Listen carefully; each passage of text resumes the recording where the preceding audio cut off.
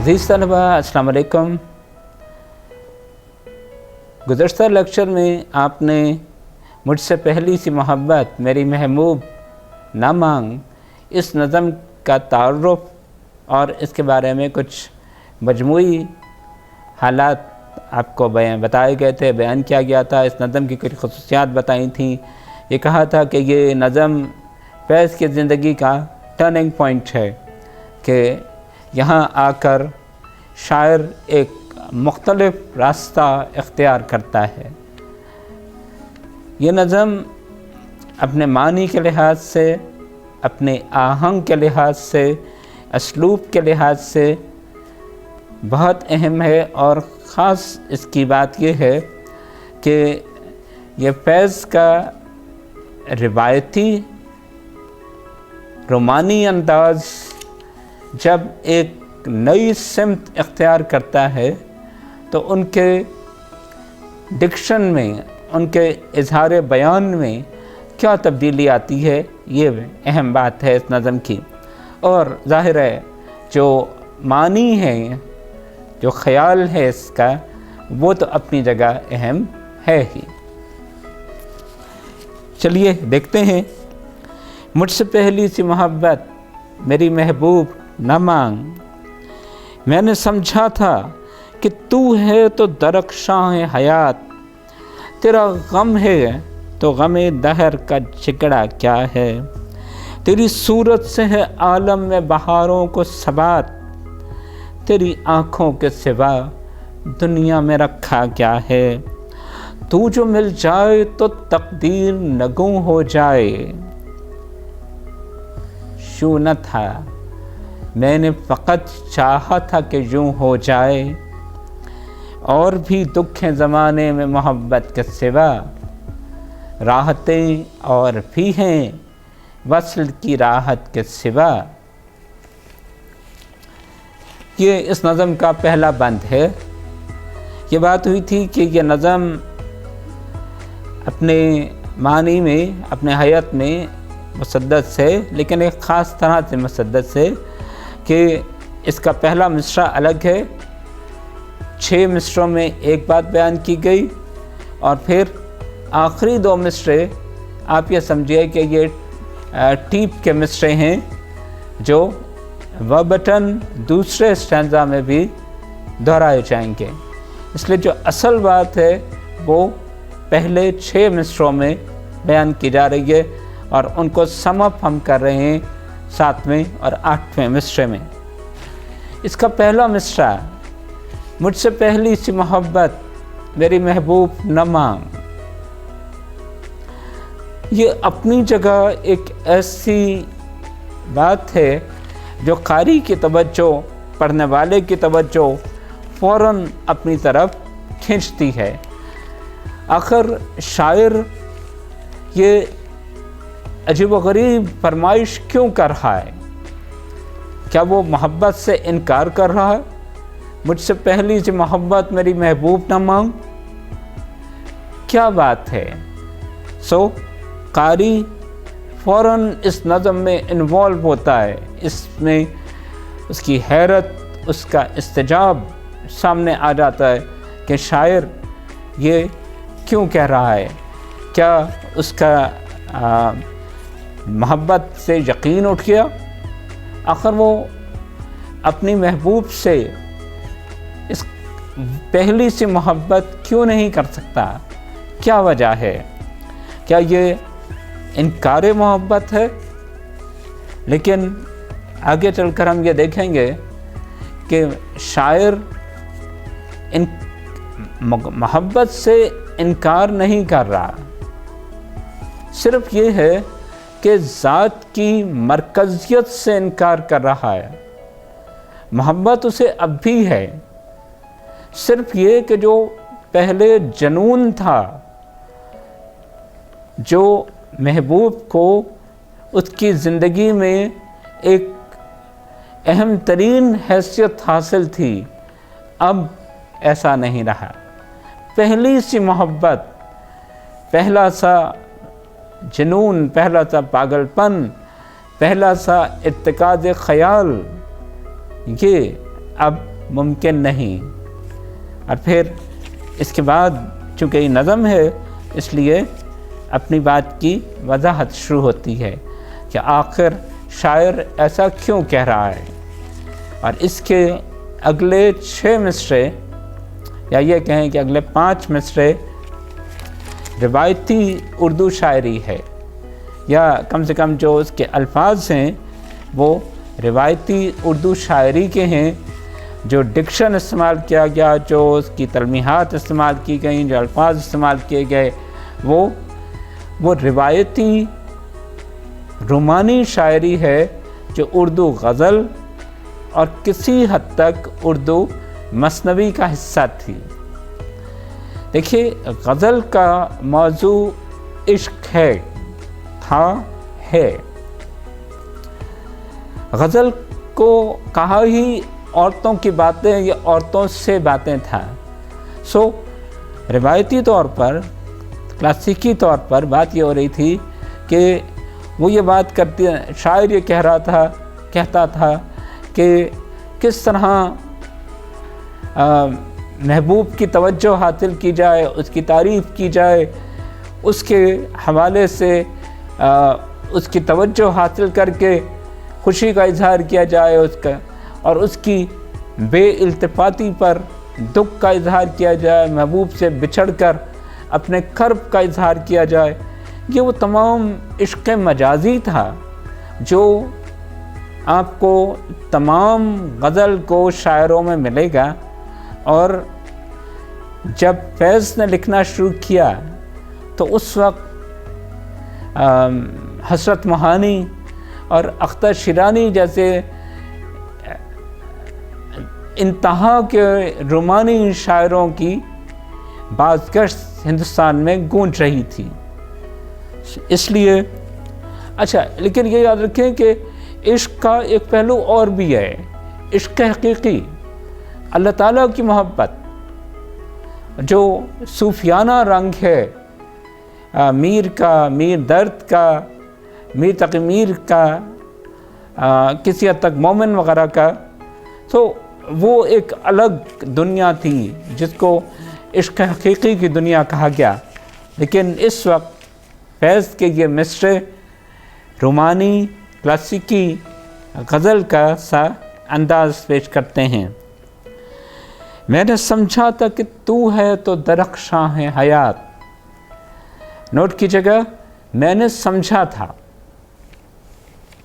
ऐसा था नहीं कि मेरा ख्याल था, मेरी सोच थी, मेरी ज़ाती राय ये थी, ये वो कैफियत थी जिससे मैं गुज़र रहा था।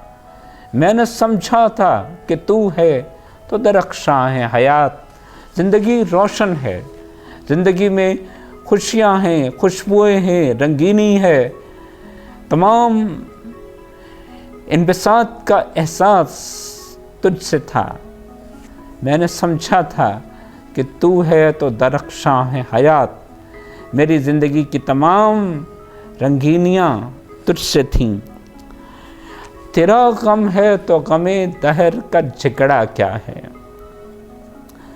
तेरा गम, देखिए रिवायती उर्दू शायरी में मोहब्बत को गम से तशबीह दी गई है।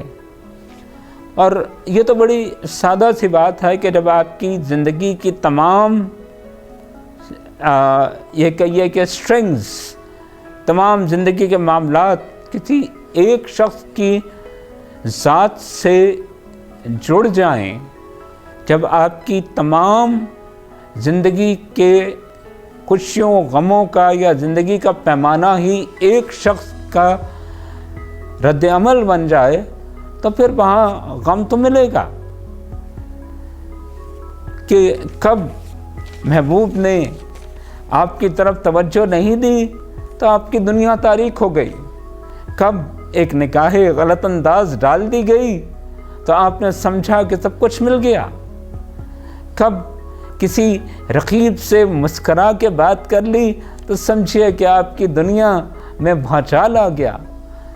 ये बात है कि एक शख्स जब आपकी ज़िंदगी का मरकज़ बन जाए तो फिर दुख ही मिलता है। لیکن عام طور پہ شاعری میں عشق کو غم کہا گیا، لیکن فیض اس کو تھوڑا سا تبدیل کرتا ہے کہ تیرا غم ہے، تیری ذات سے تیری محبت کی خوشیاں اور غم اگر میرے سامنے ہیں، تجھ سے قریب ہونے کا یا اگر میری زندگی کا مشن یہ ہے تو پھر غم دہر زمانہ وقت دنیا، پھر غم دہر کا جھگڑا کیا ہے؟ تو پھر مجھے اور کچھ نہیں چاہیے، تو پھر زندگی کے دوسرے معمولات، زندگی کی کوئی اور چیز میرے لیے اہم نہیں رہی۔ میں سمجھتا تھا کہ میری تمام زندگی کا مرکز صرف تو ہی ہے، اور جب تو ہے تو پھر مجھے کسی اور طرف دیکھنے کی میرے دامان خیال میں کچھ اور آ ہی نہیں سکتا۔ تیری صورت سے ہے عالم میں بہاروں کو ثبات، بہاریں تجھ سے حسن مانگتی ہیں، ثبات مستقل ہونا، تیرا حسن بہاروں کو مستقل کر دیتا ہے۔ اس دنیا میں جو خوبصورتی ہے، جو رنگینیاں ہیں، جو اس دنیا کی دل موہ لینے والے مناظر ہیں، وہ سب تیری صورت سے مستعار لیے گئے ہیں۔ تیرا حسن کامل ہے، تیری آنکھوں کے سوا دنیا میں رکھا کیا ہے؟ بس تیری آنکھیں اور میں ڈوب جانے کی خواہش۔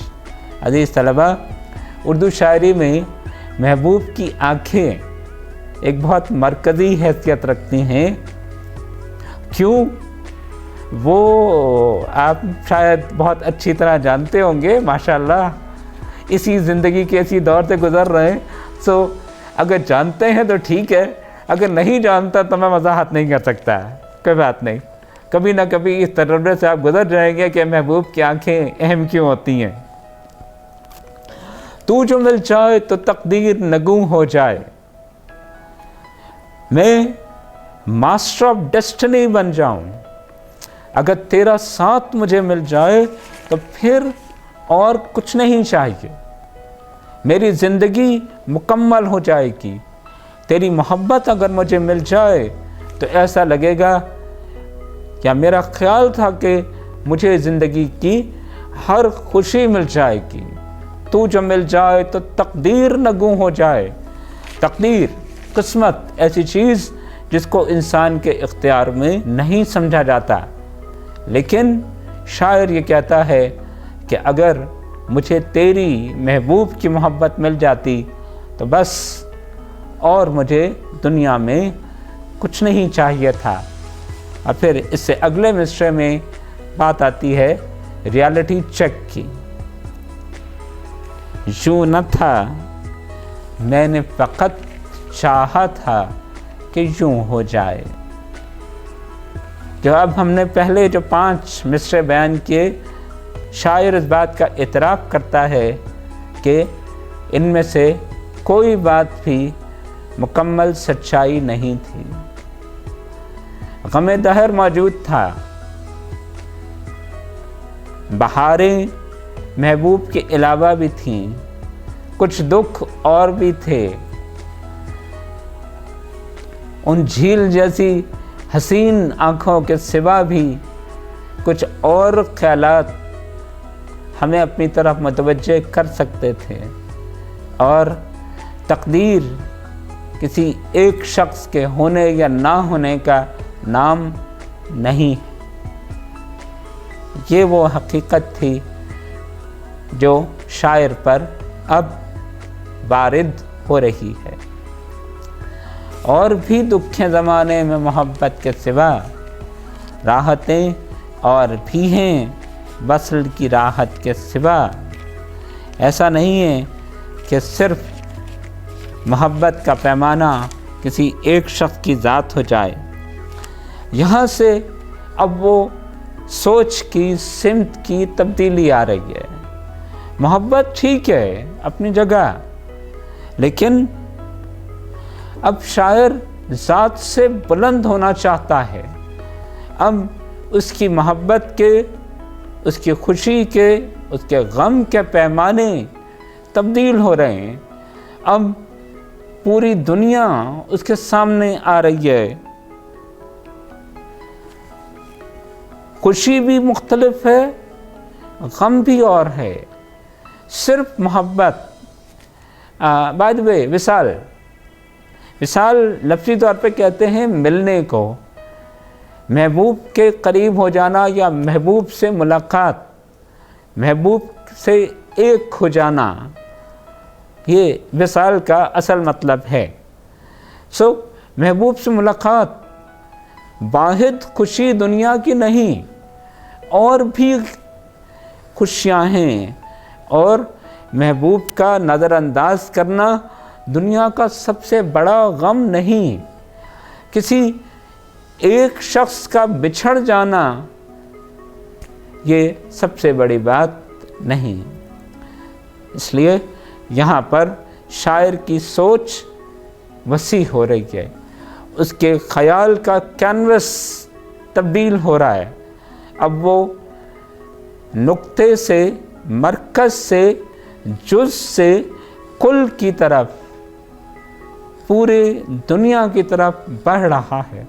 یہاں آ کر ہمارا پہلا بند مکمل ہوتا ہے، اور اگلے بند میں ہم یہ دیکھیں گے کہ یہ تبدیلی کیوں آ رہی ہے، وہ الگ بات۔ لیکن یہاں پر آ کر ہمارا پہلا بند شاعر کی اس خیالی دنیا سے اس کے حقیقی دنیا میں آنے تک مکمل ہو جاتا ہے۔ بہت شکریہ، اللہ حافظ۔